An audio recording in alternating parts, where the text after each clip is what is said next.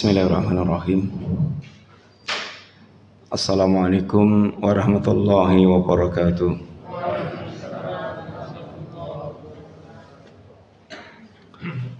Innal hamdalillah wassalatu wassalamu ala Rasulillah wa ala alihi wa ashabihi wa mawalah. Wala haula wala quwata illa billah, amma ba'du. Alhamdulillah, Bapak Ibu jamaah sekalian rahimani wa rahimakumullah. Insyaallah kita ngelajengaken pembahasan mandat faedah saking kitab tauhid.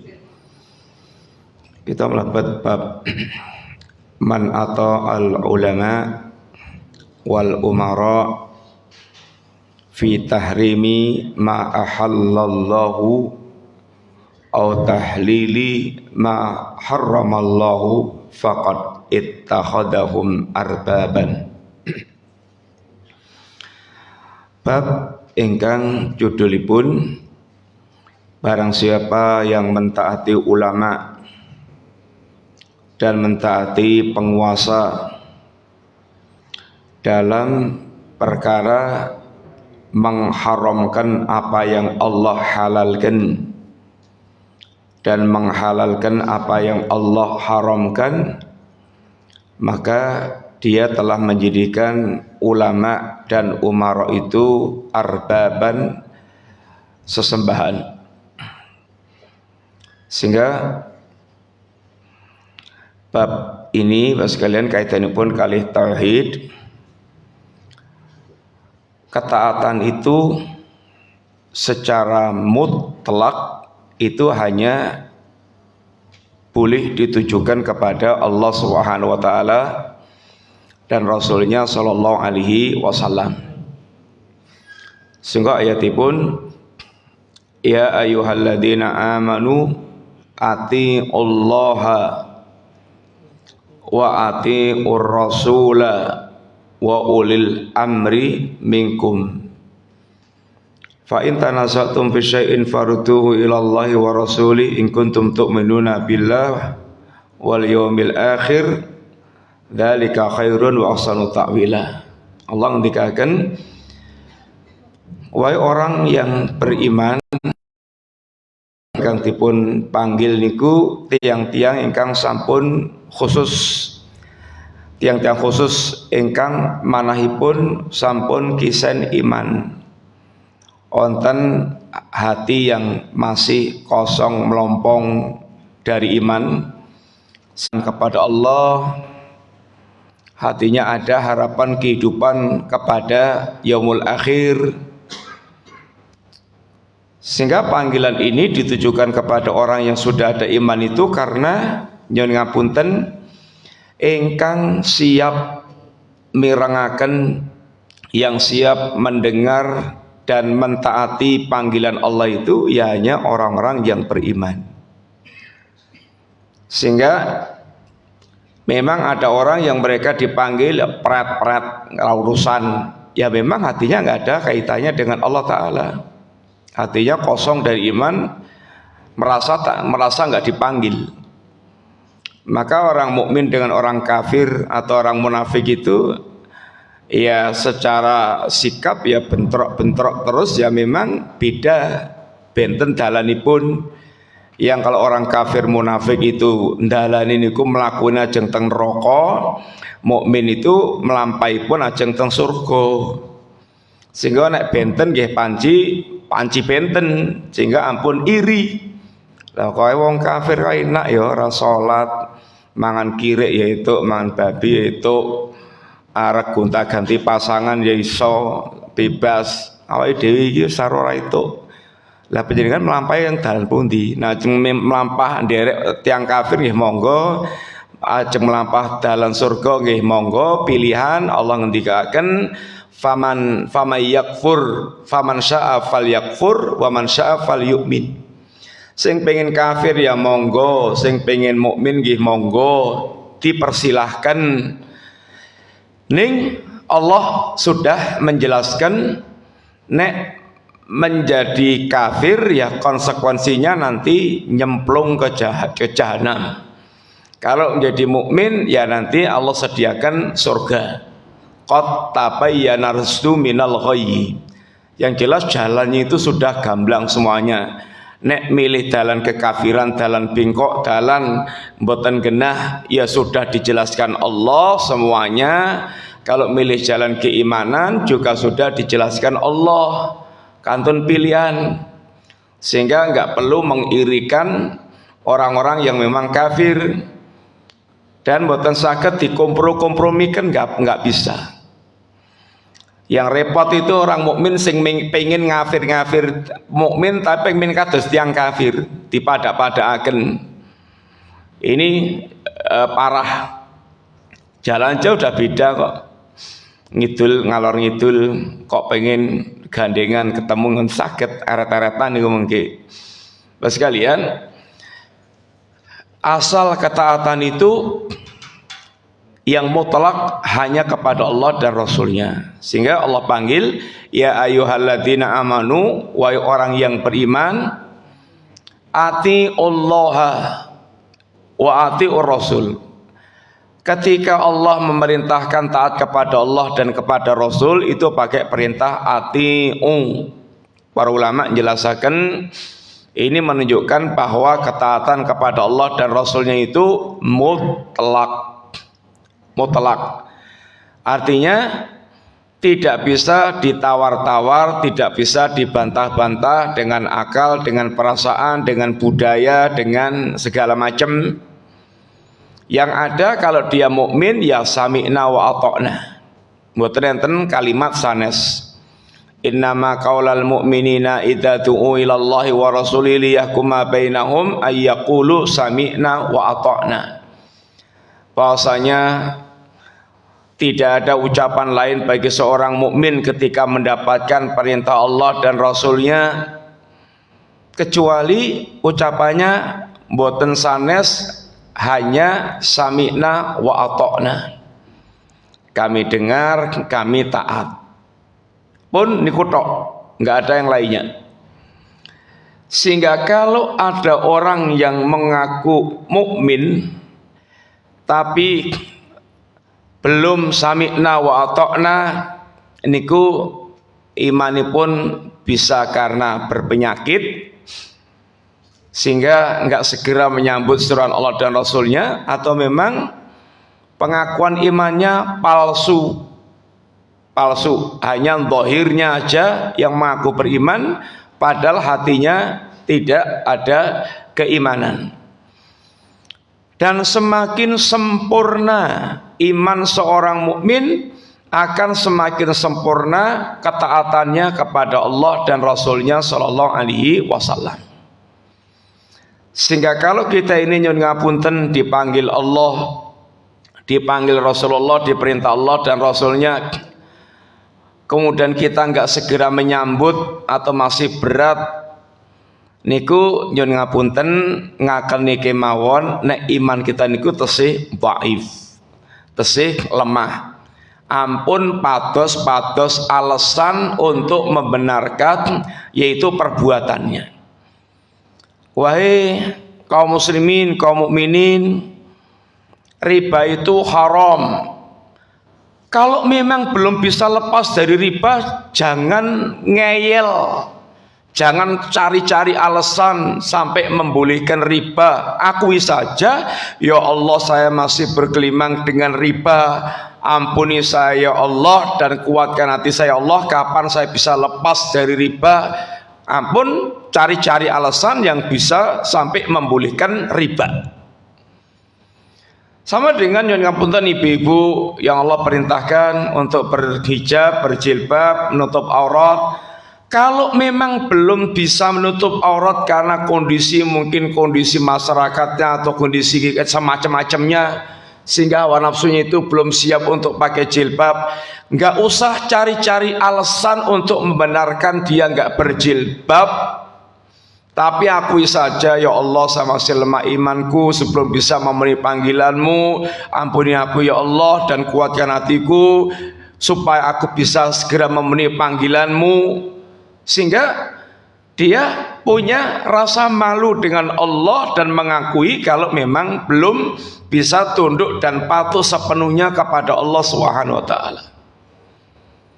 Karena Bapak sekalian, di tengah-tengah muslimin ini ada orang model-model yang mereka belum bisa mewujudkan perintah Allah, meninggalkan larangan Allah, tapi sukanya itu cari-cari alasan untuk bisa membenarkan perbuatannya yang maksiat, yang rusak, yang belum sesuai dengan agama Allah Subhanahu wa taala.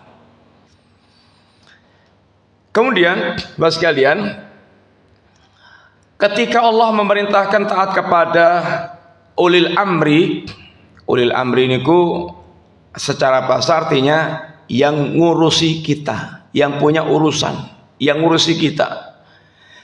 Yang ngurusi kita ulil amri niku bentuknya ya umara dan ulama.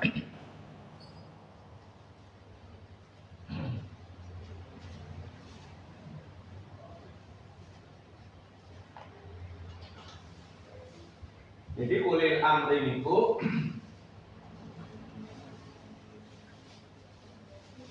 artinya yang ngurusi kita. Itu bentuknya umara atau ulama. Kalau dalam urusan duniawi kepemerintahan itu umara, yang ngatur-ngatur kita itu ada umara. Yang kalau kita mau haji urusannya dengan pemerintah, kita mau sembarang kalir itu urusan dengan pemerintah, urusan dalam negeri, urusan luar negeri itu yang ngurusi pemerintah, itu pemilik urusan. Ulil amri itu artinya pemilik urusan. Sehingga ini adalah dipegang oleh umara. Dan tidak boleh ada umara-umara kecil membuat jamaah sendiri, jadi umarok sendiri, narik pajak anggotanya sendiri, sehingga mendudukkan dirinya sebagai penguasa yang ditaati secara mutlak. Ini adalah mendudukkan kayak dirinya umara. Seperti dalam sebagian kaum muslimin ada jamaah-jamaah yang menerapkan sebagaimana pemerintahan kecil. Ada lagi yang negara bayangan, yang punya gubernur, punya bupati, punya camat, punya lurah, terus yang ngontrak omahe wilayah mboten jelas di bawah tanah.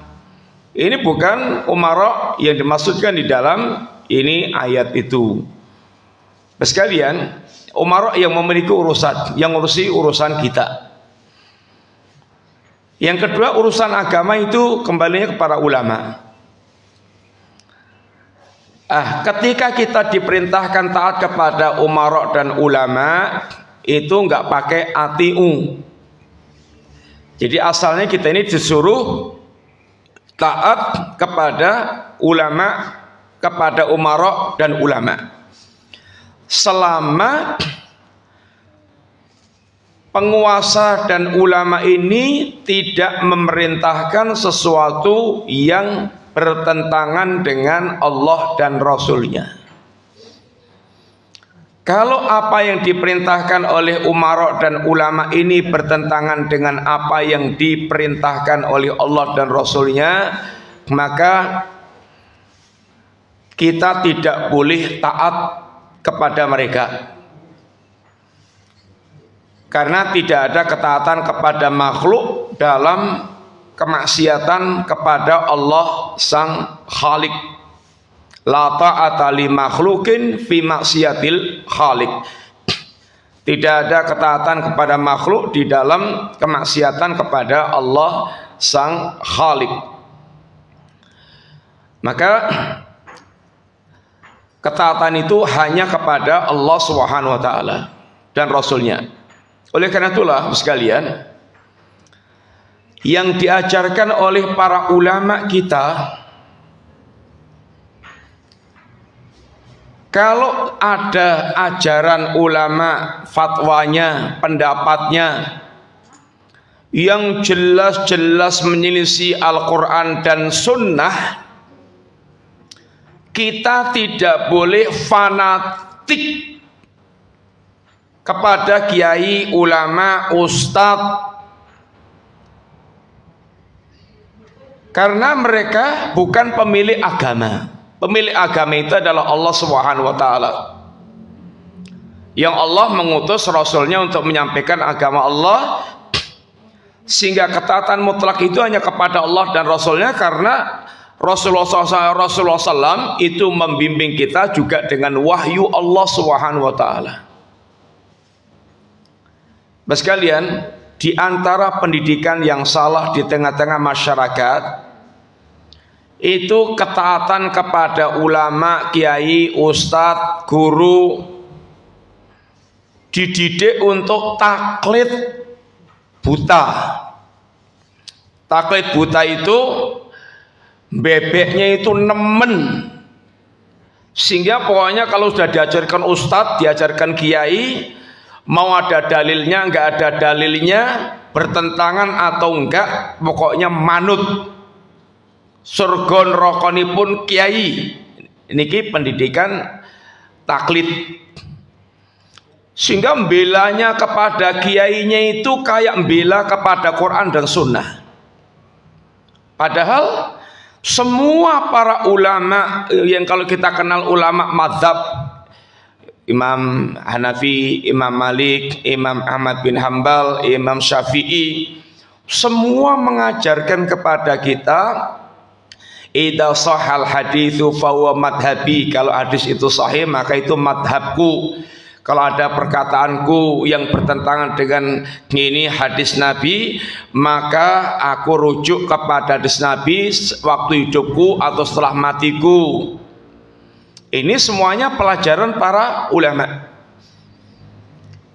Sehingga orang yang mereka itu mengajarkan fanatikus mazhab, itu sama dengan menjadikan ulama mazhabnya itu nabi. Karena seakan-akan yaitu orang yang tidak pernah salah dan harus diikuti, padahal tidak boleh kita melakukan seperti itu kecuali Rasulullah Sallallahu Alaihi Wasallam. Maka kata Imam Malik, kullun yukhad wa yutrak. Setiap kita ini bisa diambil pendapatnya, bisa dibuang pendapatnya, illa sahibu hadzal qabr, kecuali pemilik kubur ini, yaitu Rasulullah Sallallahu Alaihi Wasallam. Sehingga kalau itu berkaya, kalau itu pendapat ulama, pendapat ustadz, pendapat kiai, itu wajib untuk dicocokkan dengan Quran dan Sunnah, alias nopo onten dalilipun. Itu yang penting. Apa ada dalilnya? Karena nyun ngapunten, tugas ulama, tugas ustaz, tugas kiai itu hanya menyampaikan agama Allah, bukan pemilik agama. Bukan pemilik agama. Sehingga kayaknya agama produk sendiri, sehingga sak gelemnya gini pun mengajarkan agama, boleh nggak boleh itu ya tergantung dia. Mengajarkan agama tanpa dalil sama sekali. Ustadz itu tugasnya mengajarkan agama, sehingga ya mengajarkan dalil, mengajarkan Quranipun kados pundi, hadisipun kados pundi. Jangan sok kados pemilik agama. Artinya ya bola boleh aja, pokoknya serba boleh. Seakan-akan agama itu adalah milik dia, sehingga dia yang memutuskan boleh tidaknya. Tapi kita ini hanya namanya mubaligh, penyampai. Al-balaghul mubin, kata Nabi. Balaghul mubin, penyampai yang menjelaskan dengan sejelas-jelasnya. Sehingga tugas ustadz, tugas dai, tugas ulama itu adalah menyampaikan agama, menerangkan agama sejelas-jelasnya, artinya menyampaikan dalil Quran dan Sunnah untuk dijelaskan dengan segamblang-gamblangnya supaya orang mengikuti agama, bukan mengikuti dia, bukan mengikuti dianya. Tapi penyakit di zaman kita, yang ngapunten sekalian, ada penyakit kultus individu dan kultus kelompok, yang istilahnya yaitu kultus hulu kepada perorangan atau sikap hizbiyah, kelompok isme. Sebagian kelompok menjadikan amalan tertentu ciri khas, sehingga kalau tidak melakukan amalan ini berarti bukan kelompokku, padahal nggak ada dalilnya dari Quran dan Sunnah. Sesuatu yang tidak ada dalam ajaran agamanya jadikan ciri khas. Termasuk penyakit hizbiyah itu, pokoknya kalau sekelompok denganku recommended, mbok ya pikirannya mawut kayak apapun, pokoknya sekelompok dengan kita itu recommended. Boleh ceramah, boleh ngisi pengajian, boleh ngisi seminar, rekomendasi, oke. Tapi kalau bukan kelompoknya, walaupun dia lurus-lurus, pandai, pinter, sundul langit ilmunya tentang Quran dan Sunnah, nggak bisa, nggak recommended, karena bukan kelompok kita. Sehingga akhirnya dakwahnya itu dakwah hizbiyah. Dakwahnya itu dakwah supaya masuk kepada kelompoknya. Kalau orang masuk kepada kelompoknya seneng, kalau nggak masuk pada kelompoknya itu nggak seneng. Tapi kalau orang yang mereka dakwah mengajak kepada Allah Subhanahu wa taala sekalian, kepentingannya itu mengajarkan agama Allah, mengajarkan Quran, mengajarkan hadis Nabi, arek melu kelompokku ya kono, ra melu kelompokku ya kono, sing penting ngamalkan agama Allah Subhanahu wa taala. Bapak sekalian nyuwun ngapunten, asalnya yayasan, organisasi, membuat ini kelompok kerja itu dalam rangka untuk mempermudah dan untuk mengusung jalannya dakwah agama, sehingga yang menjadi kepentingan itu tersebarnya agama Allah SWT dengan pengaturan yang lebih baik supaya kerjanya teratur, terkoordinasi. Tapi kemudian menjadi penyakit sampai toh umpamanya aturan kelompoknya itu betul-betul tabrakan dengan agama, mending agama yang nyingkir. Agama yang nyingkir, kepentingan kelompok harus lebih didepankan daripada agama. Ini yang namanya penyakit hizbiyah, dan ini sangat berbahaya. Sehingga orang diajak loyalnya itu kepada ustadznya atau kepada kiainya atau kepada kelompoknya, bukan kepada agamanya. Makanya di antara warisan penyakit ini, kalau Islam diwincek-incek itu ya nggak tersinggung karepmu. Tapi kalau sampai disinggung kelompoknya, muncrat, darahnya itu muncrat, langsung mangar-mangar. Ini adalah penyakit yang seperti ini. Seorang muslim dididik untuk benar-benar dia memiliki pembelaannya itu kepada agamanya, bukan pada kelompoknya. Kalau memang salah ya salah, dan mestinya dinasihati, diluruskan. Jangan sampai kalau sudah kelompoknya kayak Nabi nggak bisa salah, ngeritik berarti mungsuhi kelompok saya. Ini adalah penyakit. Terus kita lihat, pembahasan ini adalah berkaitan dengan syirkut ta'ah, syirik di dalam ketaatan. Ketaatan itu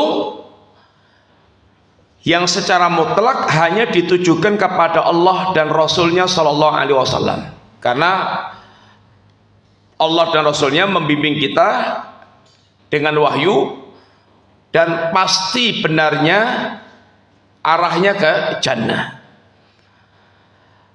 Kalau kemudian ada orang yang mereka mendudukkan dirinya seperti Allah dan Rasulnya, meminta ketaatan mutlak sebagaimana taatnya kepada Allah dan Rasulnya, maka dia telah menjadi sekutu bagi Allah Subhanahu wa ta'ala.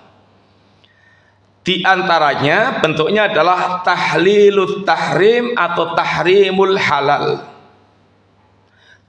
tahlilul haram atau tahrimul halal, mengharamkan yang halal atau menghalalkan yang haram.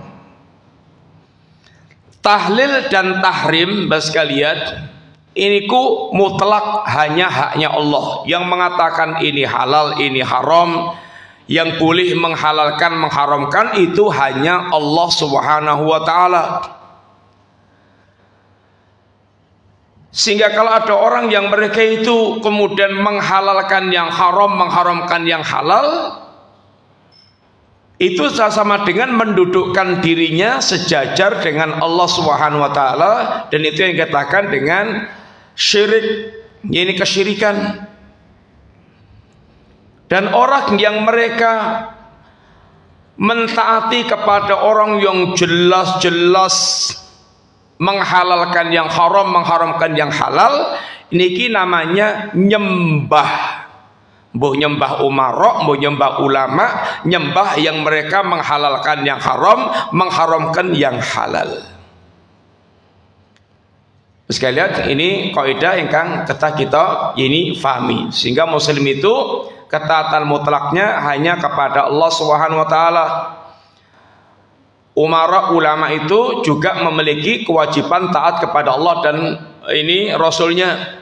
Tapi mereka itu orang yang mengurusi urusan kita, asalnya kita diwajibkan taat kepada umara dan kepada ulama selama tidak bertentangan dengan syariat atau kaidah-kaidah syariat. Kalau bertentangan dengan kaidah syariat, maka kita tidak boleh taat lagi, walaupun bukan berarti memberontak. Tidak taat kepada umara itu bukan berarti memberontak. Tetap bersabar dengan kezalimannya, tapi kita nggak boleh taat dengan ini kemaksiatan yang diperintahkannya. Dan ini masuk di dalam pembahasan ayat yang juga dibawakan di pembahasan akhirat ini, pembahasan akhir, yaitu bab ini sikap ulama-ulama Yahudi, sikap orang Yahudi dan Nasrani yang mentaati para ulama dan para pendeta mereka. Allah katakan, ittakhadhu ahbarahum wa ruhbanahum arbaba min dunillah. Orang-orang Yahudi dan Nasrani telah menjadikan para ulama dan para pendeta ahli ibadah mereka sebagai rob-rob, sesembahan-sembahan selain Allah Ta'ala. Adi bin Hatim yang dia mantan Nasrani, ketika mendengar ayat ini menanyakan kepada Nabi, ya Rasulullah, kami dulu itu nggak pernah nyembah ulama dan pendeta, kami nggak pernah. Bayangan Adi bin Hatim mungkin sujud rukuk dengan ulama dan pendetanya. Kata Nabi, wahai Adi, alaisu yuharrimuna ma ahallallah fatuharimun wa yuhilluna ma haramallah fatuharrimu wa tuhillun.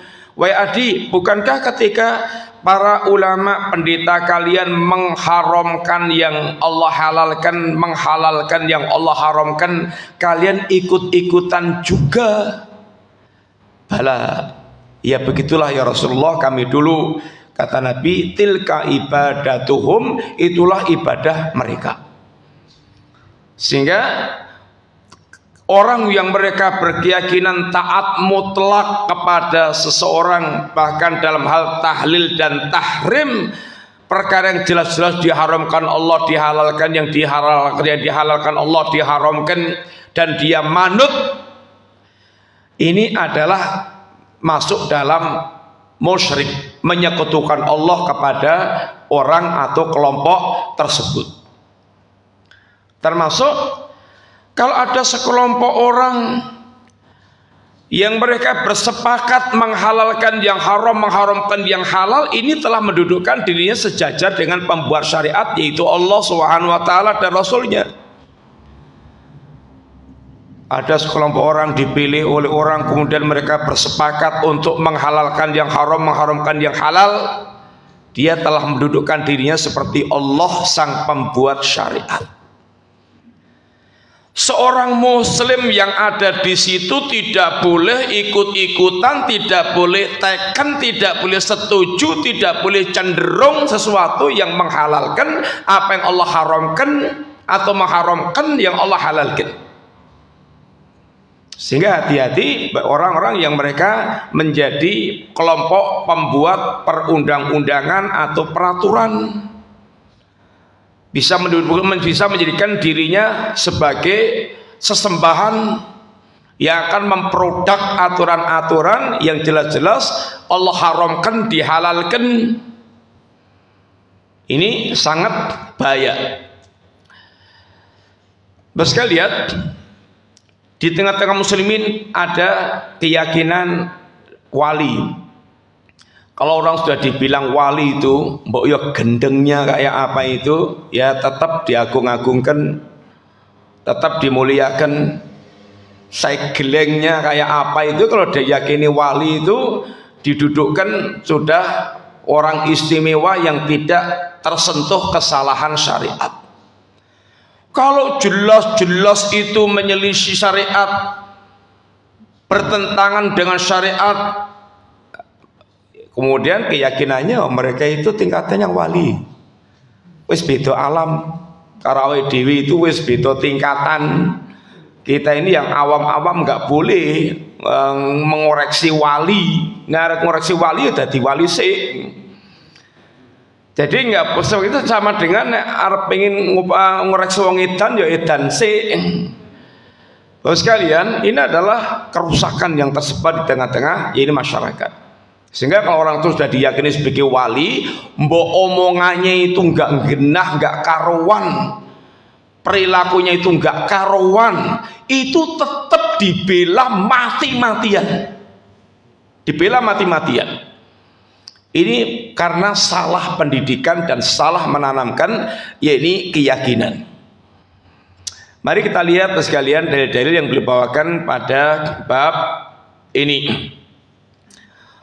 Wa qala Ibnu Abbas, berkata sahabat Ibnu Abbas radhiyallahu anhuma, Ibnu Abbas itu kalih Nabi napa niku? Sepupu Rasulullah sallallahu alaihi wasallam, sepupunya Kanjeng Nabi, anak paman beliau. Ini Abbas itu paman Rasulullah sallallahu alaihi wasallam. Dan Ibnu Abbas, anaknya Abbas itu berarti sepupunya Nabi. Abbas itu saudaranya ayah Nabi, sehingga Nabi keponakannya Abbas, sehingga Ibnu Abbas sepupunya Rasulullah SAW. Dan Ibnu Abbas ini termasuk sahabat junior, sahabat yang masih junior kecil, tetapi besarnya menjadi yakni bahrul ulum, ulama yang ilmunya kayak lautan, karena memang Ibnu Abbas orang yang sangat rajin untuk yaitu mencari ilmu, sampai diantaranya harus tidur di depan pintunya guru yang mau diambil ilmunya atau sahabat yang mau diambil ilmunya, rela berdebu rambutnya karena untuk mengumpulkan hadis, dan itu sejak kecil. Umur masih kecil 9 tahunan Nabi sudah mengajarkan hal-hal yang penting pada Ibnu Abbas, sehingga tumbuh berkembang menjadi ulama, sehingga digelari dengan ini bahrul ulum, lautan ilmu, karena memang sangat rajin mengumpulkan ilmu. Apa kata Ibnu Abbas? Yushiku antang sila alaikum hijaratan minas sama, aqulu qala Rasulullah sallam wa taquluna qala Abu Bakar wa Umar. Kata Ibnu Abbas, hampir-hampir hujan batu ditimpakan kepada kalian dari langit, aku mengatakan qala Rasulullah sallallahu alaihi wasallam, kamu bantah dengan perkataan Abu Bakar dan Umar. Sekalian, ini kaitannya dengan ini masalah haji. Ibnu Abbas membawakan bahwa haji yang utama itu adalah haji tamattu karena Nabilah yang memerintahkan. Kemudian orang-orang membantah dengan pendapat Abu Bakar dan Umar, ini haji ifrad. Ini pembicaraan masalah fikih. Tapi yang menjadi perhatian di sini, Bapak sekalian, bukan soal pembahasan masalah hajinya. Ketika sudah disampaikan hadis Rasulullah Sallallahu Alaihi Wasallam, itu jangan dibantah dengan perkataan siapapun yang menunjukkan ada penentangan kepada Nabi. Ini yang beliau inginkan. Sehingga seorang mukmin itu harus memiliki rasa ta'zim kepada Rasulullah Sallallahu Alaihi Wasallam. Kalau sudah dibawakan perkataan Nabi, jangan dibantah dengan perkataan siapapun, sekelas apapun. Ini berarti dia siap menentang apa yang disampaikan Rasulullah Sallallahu Alaihi Wasallam. Dengan catatan, Bapak sekalian, yang disampaikan dari Nabi kalau di zaman sekarang ada catatannya sahih. Kalau di zaman Nabi ya semuanya sahih langsung dari Nabi. Kalau setelah Nabi wafat, banyak pemalsu riwayat, banyak orang yang mereka memalsukan riwayat, sehingga para ulama menerapkan sanad. Dari mana kamu dapatkan, sehingga dipilah-pilah mana yang sahih, mana yang dhaif, mana yang palsu. Sehingga kalau itu riwayat itu sahih dari Rasulullah SAW, maka tidak boleh dibantah dengan perkataan siapapun, karena itu menunjukkan sikap kurang ajarnya kepada Nabi Sallallahu Alaihi Wasallam.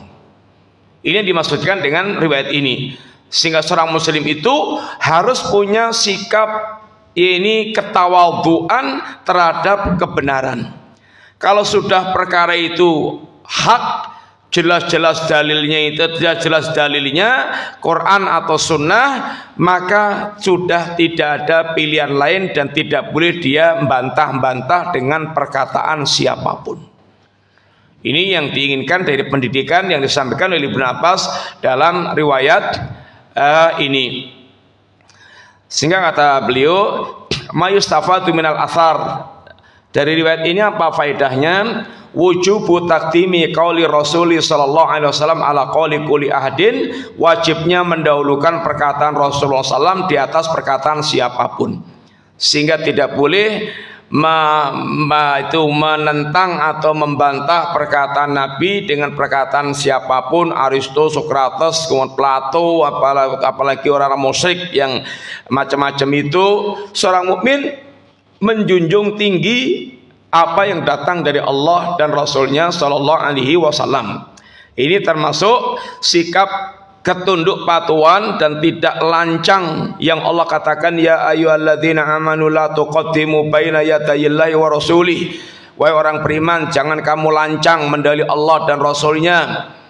Ini perkara itu hendaknya senantiasa didahulukan Allah dan Rasulnya. Yang kedua, anna mukhalafata hadi Rasulullah SAW tujibul uqubah, bahwa menyelisih petunjuk Nabi itu akan berdampak kepada azab atau hukuman yang diturunkan oleh Allah Subhanahu wa taala. Kemudian waqala Ahmad ibnu Hanbal, berkata Imam Ahmad bin Hanbal. Imam Ahmad itu salah satu di antara imam madzhab. Imam madzhab itu yang dikenal 4. Sebetulnya madzhab itu banyak. Madzhab itu sebetulnya banyak. Karena madzhab itu artinya ya ini berpendapat, tempat mengembalikan pendapat. Ulama-ulama yang sezaman dengan Imam Malik, Imam Abu Hanifah, Imam Syafi'i, Imam Ahmad bin Hanbal itu yang sekelas beliau banyak. Tapi masalahnya pendapat-pendapat para imam-imam itu ada yang murid-muridnya tidak mengembangkan, sehingga ibaratnya itu mati, punah, berhenti. muridnya Imam Ahmad, muridnya Imam Syafi'i, muridnya Imam Malik, muridnya Imam Hanafi, tersebar terus kemana-mana dan membawa pendapatnya sehingga kemudian menjadi sebuah madhab. Sehingga aslinya banyak para imam, tetapi yang kemudian bertahan dan berkembang itu diantaranya 4 imam ini.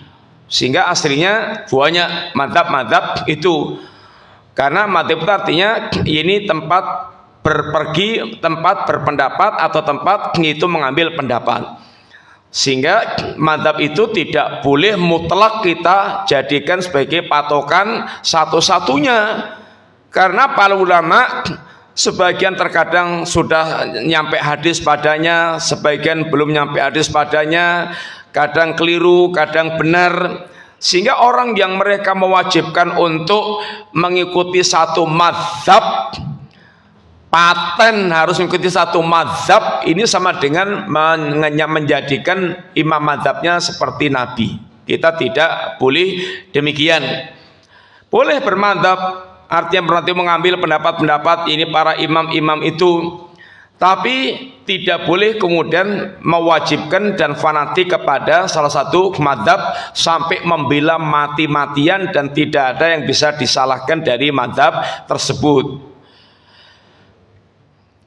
Kemudian beliau mengatakan,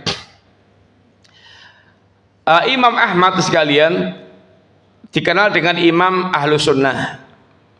Bukan karena Imam Ahmad mendirikan kelompok atau pendiri kelompok Ahlus Sunnah, enggak. Tapi Imam Ahmad dikenal sebagai Imam Ahlus Sunnah itu karena beliau mengalami cobaan yang sangat berat, tetapi beliau teguh berpegang di atas sunnah, di atas kebenaran, karena ini betul-betul ini urusannya adalah urusan lurus dan menyimpang. Keteguhannya itu yang kemudian dikenal sebagai Imam Ahlus Sunnah. Di zaman beliau penguasa dikuasai oleh ulama yang berpemikiran Mu'tazilah, kemudian menerapkan kewajiban berpendapat Quran makhluk. Yang tidak mau berpendapat Quran makhluk maka ditangkap, dipenjara sampai dibunuh. Sehingga banyak ulama-ulama yang dibunuh, dipenjara, ditangkap, ada yang kemudian juga mengikuti kerajaan. Imam Ahmad satu diantaranya ulama yang ditangkap, dipenjara, disiksa, bukan seminggu 2 minggu, sampai 3 generasi khalifah, sampai 3 generasi khalifah. Dan kalau dipukul itu pukulannya itu pukulan yang bukan seperti pukulan biting, tapi pukulan yang betul-betul sangat berat, merusak badan, ibaratnya sampai remek. Tapi Imam Ahmad ini tetap bersabar dengan kezaliman penguasa dan tidak menggerakkan masyarakat berontak kepada penguasa, sezalim apapun penguasa kepada ini dirinya. Sampai kemudian Allah kemudian berikan pertolongan, ini khalifah yang keempat, yang kemudian bahkan berbalik menjadi berpemahaman Ahlus Sunnah, sehingga Muhammad dikeluarkan dan kemudian dimuliakan dan bahkan ditangkapi ulama-ulama yang al-bid'ah. Ini adalah masuk di antara pertolongan ini Allah Subhanahu wa taala. Kata Imam Ahmad, ajibtu liqaumin araful isnada wasihatahu. Saya heran kepada suatu kaum yang mereka mengenal isnad dan kesahihan isnad, artinya orang yang Allah berikan keutamaan mengenal isnad, bisa meneliti hadis siapa sampai bisa memisahkan sahih dhaifnya hadis itu. Yadhabuna ila ra'yi Sufyan, dia tahu ilmu hadis tapi dia masih suka berpendapat dengan pendapatnya Sufyan Ats-Tsauri atau pendapatnya ulama-ulama siapa. Beliau tidak sedang dalam rangka untuk merendahkan para ulama seperti Sufyan Ats-Tsauri, enggak. Tapi kalau sudah tahu hadis itu hendaknya itu yang dijadikan patokan hadisnya itu. Jangan sampai sudah tahu hadis tapi berpendapat dengan pendapatnya, yaitu masih pendapatnya yaitu orang. Maksudnya ketika sudah tahu hadisnya itu jelas, jangan pernah dipertentangkan dengan pendapatnya siapapun. Orang yang mereka mempertentangkan antara hadis dengan pendapat seseorang, kata beliau membacakan ayat Allah Subhanahu wa taala, "Falyahdharil ladzina yukhalifuna an amri an tusibahum fitnatun aw yusibahum adzabun alim." Hendaknya hati-hati, waspada orang-orang yang mereka sengaja menyelisih perkara Rasulullah sallallahu alaihi wasallam. Kalau mereka akan ditimpa fitnah atau akan ditimpa adab yang pedih. Terus sekalian yang diingatkan beliau, yang beliau ingatkan di sini, ayat yang beliau bawakan memperingatkan para kita, hati-hati orang yang sudah tahu kebenaran, yang sudah tahu ilmunya, sudah faham tentang ilmunya, lalu dia sengaja menyelisihi. Khawatir mereka akan ditimpa fitnah atau ditimpa adab. Fitnah itu para ulama menjelaskan bisa fitnah kekafiran, bisa fitnah kemunafikan, bisa fitnah bid'ah. Kalau dia jelas-jelas menentang secara lahir batin, dia tentang kebenaran yang sudah jelas itu, maka dia namanya kafir. Kalau dia secara zahir kelihatannya setuju tapi batinnya menentang, itu namanya munafik. Seorang mukmin itu dia menunjukkan sikap pembenaran dan sikap ketaatan kepada apa yang datang dari Allah dan Rasulnya Sallallahu Alaihi Wasallam. Beliau ingatkan, wahai orang yang dengan sengaja menyelisih apa yang telah jelas dari Rasulullah SAW, khawatirlah kalau anda akan tertimpa, kalau enggak fitnah kekafiran, fitnah kemunafikan, atau fitnah bid'ah. Sudah tahu ajaran Nabi begini, dia kreasi sendiri, membuat kreasi sendiri dengan ajaran barunya yang tidak pernah diajarkan Rasulullah Sallallahu Alaihi Wasallam. Seakan-akan menganggap kreasi saya ini lebih bagus dari yang diajarkan Nabi. Kalau Nabi itu kalau hanya melaksanakan yang diajarkan Nabi hanya gitu-gitu aja, sehingga kurang jos, kurang mantep, kurang merasanya kurang nyeles, sehingga sering orang kalau hanya zikirnya yang diajarkan Nabi itu alah zikir biasa, itu zikir pakai. Tapi kalau zikir yang diajarkan kiai, masya Allah rasanya itu kayak lebih bisa di hati itu ngeresep, nyemak, bisa ngerasakan yaitu nyusnya. Ini penyakit. Sehingga agama itu jangan sekali lagi berdasarkan puas-puasan. Nanti akan bisa ada kepuasan palsu. Aku enak ndonga nang masjid, aduh biasa-biasa, ra ono rasane apa-apa. Tapi nang kuburan, masya Allah, nerocos, khusyuk.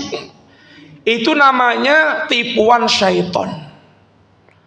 Itu namanya tipuan syaitan.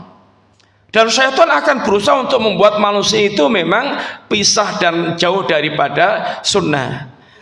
Ada muslim mengadukan, ya Rasulullah, kita ini kalau sholat itu rasanya itu kayak susah, khusyuk itu susah. Tapi kalau kita lihat itu orang Yahudi Nasrani itu kalau ibadah itu khusyuk. Kata Nabi, maling itu, pencuri itu hanya ngincer yang rumahnya itu ada barang-barang berharga, emas, perak, macam-macam, itu yang diincar maling itu rumah ada itunya. Tapi kalau sudah rumah kosongan, gak ada apa-apanya, itu mau diambil apanya? Artinya orang Yahudi dan Nasrani itu seandainya dia bisa khusyuk sekhusyuk-khusyuknya itu, wong dia itu kafir itu, membok ya nggak digoda aja nyemplung jahanam. Tapi kalau mukmin ini itu yang wajib digoda supaya hatinya rusak, karena dia masih punya potensi untuk masuk surga dengan keimanannya. Maka syaitan berusaha untuk merusak hatinya seorang mukmin, sehingga ampun tertipu dengan kekhusyukan palsu, tertipu dengan yaitu kepuasan palsu. Itu adalah tipuan iblis, tipuan syaitan. Atau dari mal fitnah, tahu nggak kamu wahai kaum muslimin apa itu fitnah? Kata Imam Ahmad, Al fitnatu asyirku. Fitnah yang maksudnya adalah syirik. La'allahu idza radda ba'dha qawli ayyaqa'a fi qalbi syai'un minaz-zikr fayahlik. Boleh jadi kalau dia sengaja menolak apa yang diajarkan Rasulullah sallallahu alaihi wasallam, lalu akan meresap dalam hatinya itu penyimpangan sehingga dia binasa. Sehingga senangnya itu memang nyalai ajaran Nabi. Akhirnya hatinya itu menyimpang, senang kalau menyimpang dari ajaran Nabi. Akhirnya kalau nggak menyimpang itu dia rasanya tidak marem. Sekali lihat, riwayat ini juga mengajarkan para kita haramnya taklid kepada siapapun walaupun dikenal orang yang itu orang yang hebat, tetapi yang harus diikuti adalah dalil. Jangan sampai kemudian karena pendapat seseorang dalil yang jelas-jelas itu ditinggalkan.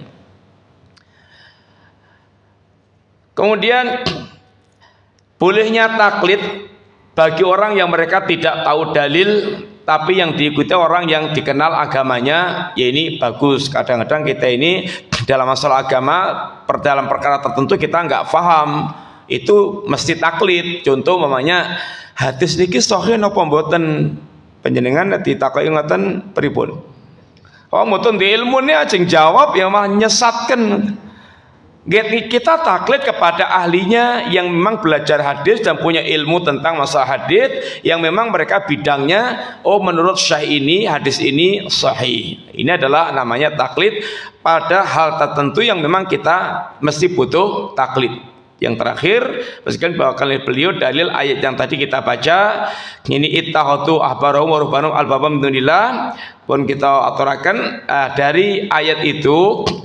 Faidahnya satu, anna ta'atal ulama wa ghairihi minal makhlukin fi tahyiri ahkamillah idza kana al muti ya'rifu mukhalafatahum li syar'illah syirkun akbar. Ketaatan kepada ulama atau kepada selain ulama seperti umara dari kalangan para makhluk yang ketaatannya itu jelas-jelas merubah hukum-hukum Allah, maka ketaatan seperti ini masuknya syirkun akbar. Kalau dia sudah tahu persis itu perkara yang menyelisih syariat, jelas-jelas menyelisih syariat, menyelisih agama, lalu dia taati, maka ini maksudnya syirkun akbar, syirik yang besar, syirik yang bisa membatalkan keislamannya. Anna tahlila wa tahrima haqqun lillah. Tahlil dan tahrim hak untuk menghalalkan dan mengharamkan itu mutlak hanya haknya Allah Ta'ala. Kita tidak boleh menghalalkan yang haram atau mengharamkan yang halal. Ini hati-hati bagi para pembuat peraturan perundangan yang mereka akan menentukan boleh tidaknya, hati-hati.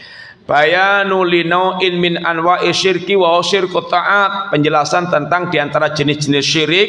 Diantara jenis syirik itu adalah syirku ta'ah, syirik dalam masalah ketaatan. Masru'iyatu ta'limil jahil, masru'nya mengajari orang yang tidak tahu tentang agama, kemudian diajarkan supaya faham. Anna makna ibadah wasi'un, makna ibadah itu luas, mencakup semua yang diridhoi dan dicintai oleh Allah Ta'ala, lahir dan batin. Jadi ibadah itu, ibadah kita sekalian, itu mencakup ibadah zahir, ibadah batin. Tapi ibadah batin itu sangat menentukan. Ibadah zahir kita tidak akan dianggap berkualitas kecuali dengan batin kita yang benar. Batin kita yang rusak menjadikan ibadah zahir kita nggak kepake. Orang munafik itu zahirnya kayak mukmin, ya sholat, ya puasa, ya haji, ya jihad, tapi batinnya rusak, maka dia innal munafiqina fit darkil asfal minan nar. Orang munafik itu dikeraknya neraka. 3 orang yang berjihad, belajar agama sampai mahir, kemudian dia dermawan, ini zahirnya masya Allah. Tapi karena hatinya rusak, salah niat, maka dia justru jahanam dinyalakan pertama kali untuk 3 orang ini. Sehingga amalan batin itu sangat menentukan sekali. Al-a'malu tatafadul, amal itu menilai keutamanya bertingkat-tingkat bima tafadul lima fil qulub, sesuai dengan keutamaan yang ada di dalam hati kita. Ada 2 orang sholat, sama zahirnya Tapi selesai sholat, pahala kedua orang ini perbedaannya bainal masyriq wal maghrib, kayak timur dan barat, nyengkleng, jeglek. Apa yang membedakan mafil qulub, apa yang ada di dalam hati orang. Maka sekalian, seorang mukmin itu mesti sangat perhatian dengan batinnya, sebagaimana orang-orang munafik dan orang-orang yang mereka nggak perhatian hati, sangat perhatian dengan zahirnya, penampilan zahir. Karena orang mereka tahu yang dilihat adalah zahirnya, maka tampilan zahirnya itu dipermak-permak sehebat-hebatnya. Orang ngerawat jasad itu kadang-kadang Masya Allah budgetnya aja sebulan ada yang sampai 200 juta. Niki tinggi, namun tinggi ngerawat rambut ngantos jempol. Niku budgetnya sebulan 200 juta. Panjenengan pinten? Sabune lerak, sampone godong nopo niku. Ini Masya Allah ngerawat awak men di budget 200 yuto. Nek tumbas tas niku tasnya 2 miliar. Nek naik pesawat ndadak tukang ndadak tumbas tiket piyambak. Ndadak nyewa wong nggih betakne tas repot niku kok. Terus kalian seorang mukmin perhatiannya pada hati. Bagaimana hatinya itu dipoles kinclong-kinclongnya, sebagaimana orang moles jasadnya, sangat perhatian besar. Maka kan sekali yang kita katakan memiliki manfaat, insyaallah kita lanjutkan masa yang akan datang. Wassallallahu ala nabiyyina Muhammadin wa ala alihi wasallam. Assalamualaikum warahmatullahi wabarakatuh.